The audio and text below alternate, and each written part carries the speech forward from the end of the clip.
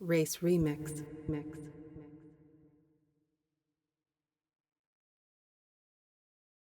What does it mean to think of the past or the future as a metaphorical foreign country? In this podcast, our investigations into the pasts of our important family members and of inspiring artists as they have navigated questions of transnational experience and identity work to uncover lost or undiscovered worlds that we hope will impact our present and communicate with the future. The stories we share will explore the changes that come from moving across literal borders in the past, as well as the metaphorical borders we may cross today when we choose to immerse ourselves in the stories that remain as evidence.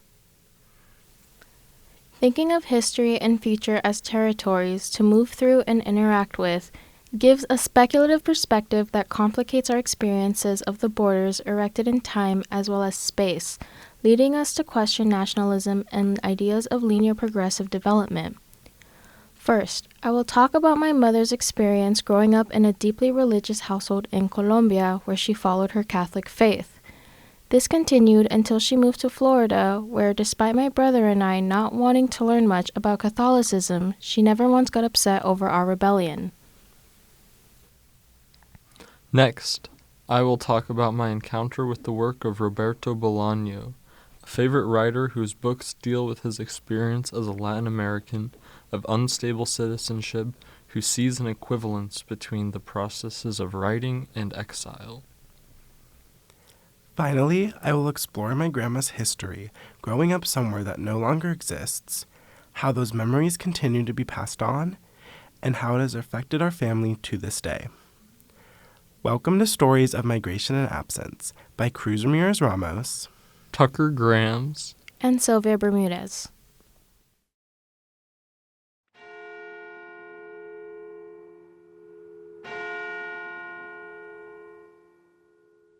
Faith shapes us in unexpected ways. It molds who we are, raises questions we can't yet answer, and often bridges the gap between who we were and who we are becoming. Today, I want to explore how faith, memory, and identity intertwine, using my own story of growing up in the shadow of a devout Catholic upbringing, but not mine, but also my mother's. Imagine this: an all-girls Catholic school in Santa Marta, Colombia, rosaries scattered around the house, rituals embedded in everyday life. My mother's childhood was steeped in tradition. She was baptized as a baby, taking her first communion at age 11, and following every practice her church prescribed. For her, the past wasn't just history, it was a living framework of faith. As a kid, I couldn't help but be swept up in some of those traditions, but they were so distant from me. One that has stuck with me to this day had to be Christmas Eve. I remember my mother would wake my brother and I up at 3 a.m. to light prayer candles. Together we'd pray in Spanish, and even now I can hear the words in my head, though I didn't fully understand them back then. Santa María, Madre de Dios, ruega por nosotros pecadores, ahora y en la hora de nuestra muerte. Amen. She said that prayer a lot when I was growing up. I didn't realize it at the time, but those moments were a bridge, connecting my mother's deeply rooted past to our shared present. Yet even as I recited the prayers, I felt disconnected, lost in translation. I was lost in understanding. The church, with its Spanish hymns, rituals, and sermons, wasn't just a physical space. It was a cultural and spiritual world I didn't quite belong to. I remember moments vividly, standing up to hold hands with strangers, pulling down those little padded kneelers attached to the pews, kneeling in prayer with everyone else. But here's the thing. I didn't know the prayers. I didn't know who to pray to or even what I was praying for. It was this strange mix of belonging and not belonging, of being surrounded by faith but feeling disconnected from it. I couldn't help but wonder how much of this shaped me, how much of her faith shaped me. I asked my mother about her upbringing in the Catholic Church. She spoke of Santa Marta, a small coastal city named after Saint Martha. Catholicism wasn't just faith there, it was a community, rhythm, and an identity. It shaped the way people lived, celebrated, and understood themselves. My mother has always been deeply devoted to her Catholic faith, but her relationship with it isn't what you call by the book. She shared with me that while she still holds on to her faith, there are plenty of teachings she didn't agree with or follow. For instance, she doesn't pray every day, not because she doesn't believe in prayer, but because, as she puts it, life doesn't always work on a strict schedule. She's also pretty vocal about rejecting the concept of excommunication. She believes that forgiveness is God's job, not the church's. If someone regrets their actions and seeks redemption, she feels that it's between them and God, not a decision for priests or institutions to make. And then there are the more personal stances. She doesn't agree with the church's teachings on premarital sex or contraception. For instance, when I started dating, she encouraged me to go on birth control, defying what many would expect of a Catholic mom. She also questions why divorce should be labeled as a sin. After all, she's divorced herself and wonders how something as complex as leaving a harmful or unhappy marriage can make her unforgivable in God's eyes. Her approach to faith also influenced how she raised my brother and I. As kids, we knelt in church and lit candles, but by the time we were older, she didn't push us towards Catholicism. She saw our struggles, the language barriers, the cultural disconnects, and instead of insisting we follow her path or God's path, she let us find our own. My brother, a native Colombian, fluent in Spanish, also drifted away from Catholicism after we moved to Florida. I asked her why. Why did she stop trying to teach us Catholicism? And she told me there were a lot of reasons. One was the environment we were in. For me, living in America, sitting in Spanish-speaking churches where I didn't understand the language made it hard to connect. My brother, on the other hand, was born in the same city as my mom, Santa Marta, but even he struggled with the faith as a kid after we moved to Florida.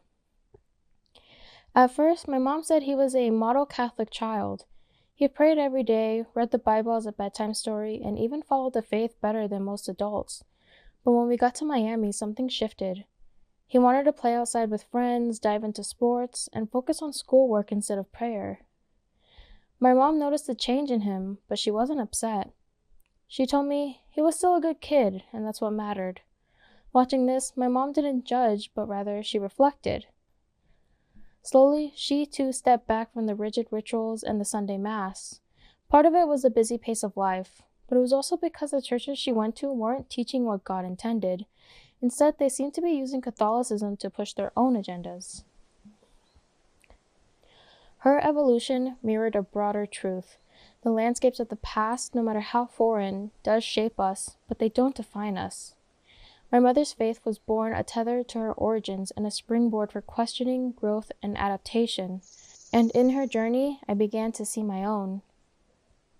Faith, much like identity, isn't static. It's a negotiation between the traditions we inherit, the questions we carry, and the futures we envision. My mother's faith, with all of its complexity, taught me this. Who we are is shaped as much by the places we come from as by the places we're trying to reach. It wasn't a sudden break, but a gradual evolution. My mom didn't completely abandon her faith. She still believes in it very deeply, but she let go of the rigidity. For her, faith isn't about checking boxes or following rules to the letter. It's about connection, forgiveness, and living a life that reflects God's love in her own way. So now, when I think of those early morning Christmas prayers, I see them not as relics of a distant past, but as moments of connection between her world and mine, her faith and my searching. And maybe that's what faith, memory, and identity are really about, navigating the spaces between what was, what is, and what could be.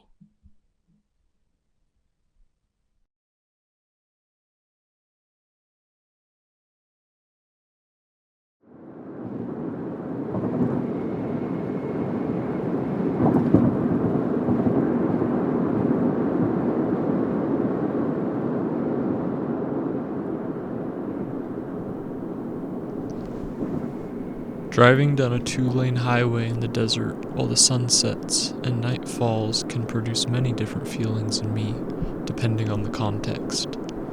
If this driving straight through the desert is prolonged, though, there is always a strong feeling of departure and a sense that I am approaching something undefinable on the horizon. This feeling brings me close to the present moment. At the same time, it gives me a chance to reflect on the past and dream about the future. When I was 16, I spent my summer break in Argentina. I was a short-term exchange student, and it was my first time leaving the continent, and besides a few short trips to the beach in Mexico, the country. I lived with a welcoming family in Misiones, Argentina's northernmost state on the border with Brazil, and I went to school with young people my age, trying to learn to speak Spanish along the way. When I came back to my home in Flagstaff, Arizona, I was able to converse in a basic manner, and I had painstakingly read half of Gabriel Garcia Marquez's El Amor en los Tiempos de Cólera, still struggling to understand many words and turns of phrase. I returned to Spanish class. I also wanted to find some more books to read, and I remembered a strange short story from our textbook called Llamadas Telefónicas, or telephone calls, which used a log of phone calls to relate a disastrous series of events in a relationship between romantically involved characters on the fringes of society. I looked up the author, Roberto Bolaño, and started reading a dark and heartfelt collection of short stories in Spanish, often dealing with characters of transnational identity. I think of those stories often. My real bewitchment began when I got his famous novel, Los Detectives Salvajes, or The Savage Detectives, which was published in 1998, just 5 years before Bolaño died. The book, which explores a world of disaffected young poets living in Mexico City in the 1970s, and their search for a lost idol from the city's literary scene of the 1910s and 20s, is a dreamy window into its author's past. Bolaño was born in Chile in 1953, but moved with his family to Mexico City in 1968, where he joined a group of young and rebellious writers active in left-wing political causes to create a movement they called infrarealismo. Los Detectives Salvajes is a literary homage to that period of Bolaño's life and, most importantly, to the lively, desperate, and forgotten young writers who were his friends during that formative time.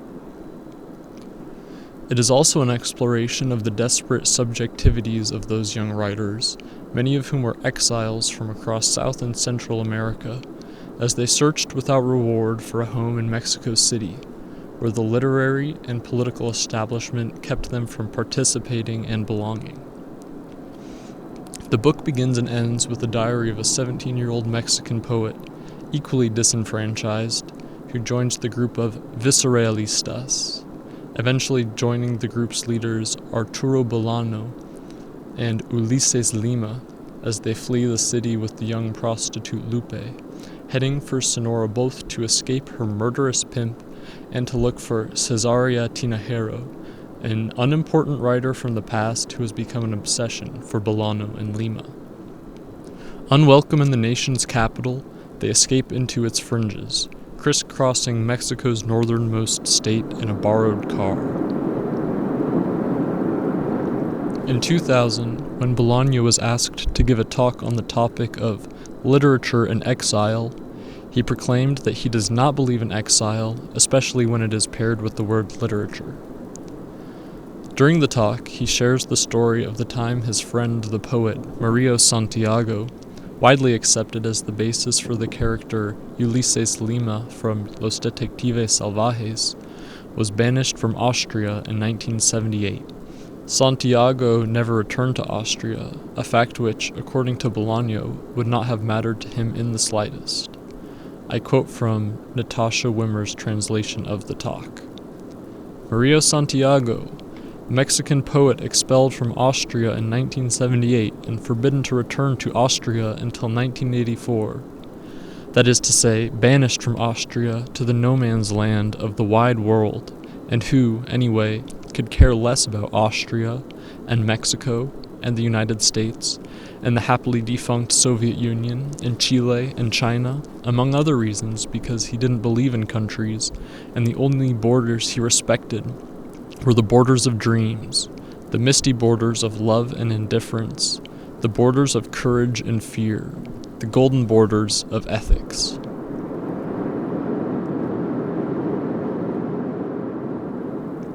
Bolaño also disregards borders in his own work. He presents the continuous exile of writing as a vehicle for escape from borders imposed in time and thought, as well as space. In Los Detectives Salvajes, lost young poets search for identity in the forgotten literary figures of the past. Similarly, Bolaño's reconstructions of his past reach into the future, giving stories of radical identity on the margins of nationalism and historical categorization to the young people who read them. When I started reading his books at 17, the same age as the narrator of Los Detectives Salvajes, I was totally enamored with the rebellion and sentimentality of the work. At the same time, I found a deeper understanding of the Spanish language as I crossed a sort of border into its more poetic, untranslatable form. I still remember the wonder I felt as I was emotionally transported to the book's romantic past in a language I was learning along the way. When I reread the book this spring, I was equally enchanted with the stories of past and present I found in its pages, though my grasp of the language was better. I also had a different experience in my imagination as I pictured the parts of the story occurring in the Sonoran Desert, where I have now spent considerably more time. I fled the city of Tucson, driving mindlessly out into the desert, and it didn't matter that I was on the other side of the border with Mexico than the book's events. I used photography to help me inhabit the subjectivity of someone moving desperately from the center to the periphery. As night fell, I turned off the two-lane highway, hoping to experience something of the sublime exile on the other side of identifications with nation and large-scale social movements that I found in the pages of one of my first favorite books.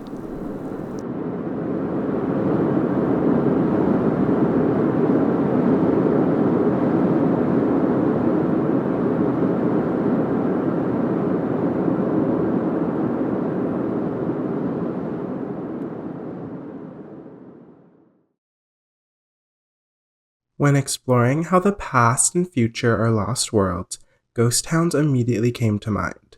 A ghost town is described as having few or no remaining inhabitants. My grandma moved to the now ghost town of Sonora, Arizona around the age of 4, attending a local school ran by nuns. When Googling these towns, little information can be found.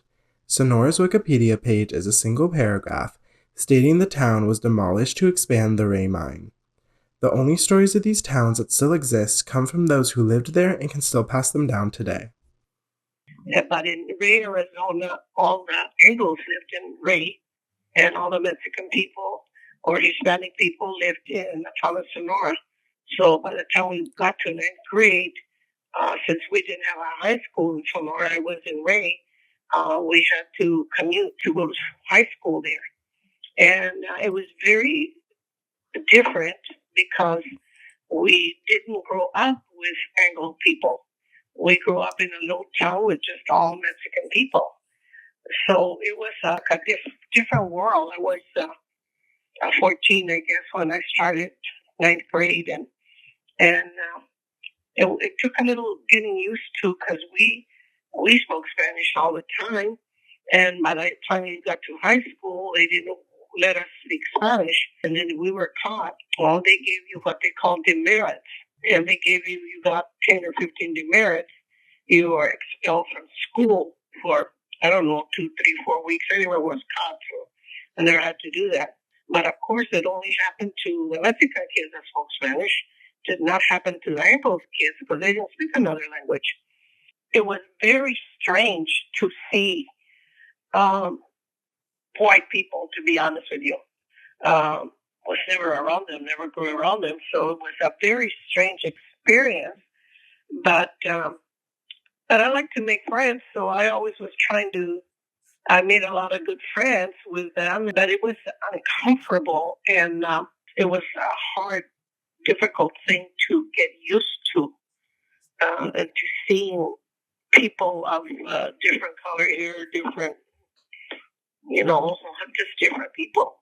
I remember my senior year, I was in English, and we had a very good teacher, Mrs. Case, and we had to give a speech on whatever topic you chose. And my topic was the unfairness of giving us demerits if we spoke Spanish, and how that was our first language, and we loved it, and we loved speaking that, and we didn't do it like in front of kids that didn't understand it or whatever. It was just amongst us, and how unfair it was. And I think it was kind of a showstopper, let's say, because there wasn't spoken out loud, and I did. I spoke it out loud, and I told them how I felt and how things were not fair with what they had been doing to us and with us. I spoke up. And I know that a lot of teachers did not like that, but I did it anyway because there was loyalty on my part to what God created me. God created me Mexican, but I thought it's a country that we should be accepting of all people, whatever language they spoke, or however the color of their eyes, or they were slanted or black hair or brown hair or red hair, whatever you had. I thought that America should be more open and supportive to all kinds of people. So I guess I was considered a rebel in my days. Despite my grandma's struggles with going to a school not meant for her, and at times actively working against her, she was determined to succeed. She received a scholarship for beauty school and became very successful in that field. Her true passion was to become a teacher, and over the course of 10 years she managed to continue working, raise a family of 3 kids, and took one class at a time in order to earn her bachelor's degree. And my mother kept telling me I want at least one of my 7 kids to get a college degree. So she kept telling me, you can do it, mija, you can do it. Basically, I only took one class because I didn't have enough money to take more. But I did. I graduated from ASU with very good grades. And after I started teaching for a while, I decided I wanted to get a master's degree. But I thought this is not going to take me 10 years.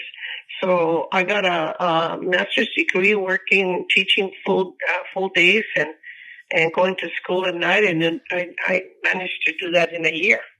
Although the physical borders my grandma passed were not very big or far, the social borders of going to this very white town felt like a completely new world to her.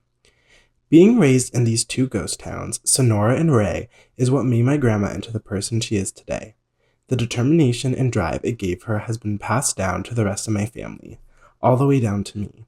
Despite this area being very distant to me and not being a place I can currently see, the stories, memories, and people from this area continue to affect and inspire me every day. I wouldn't mind going back there.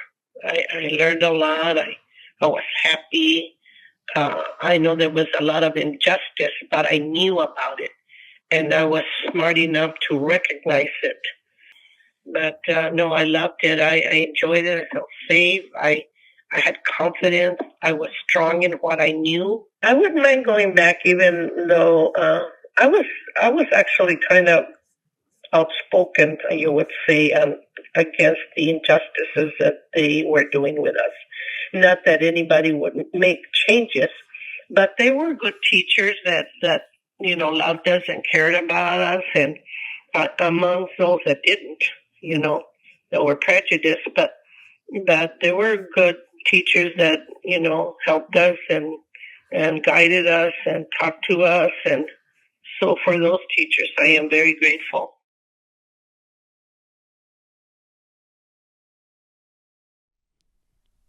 Thank you for listening to Stories of Migration and Absence. Knowledge, ritual, and language all move between generations, passing through immediate family connections and the media of writing and photography. This knowledge migrates across and around borders in time as well as space, creating a transcendent web with the power to connect our present identities to important pasts and the possibility found in dreams.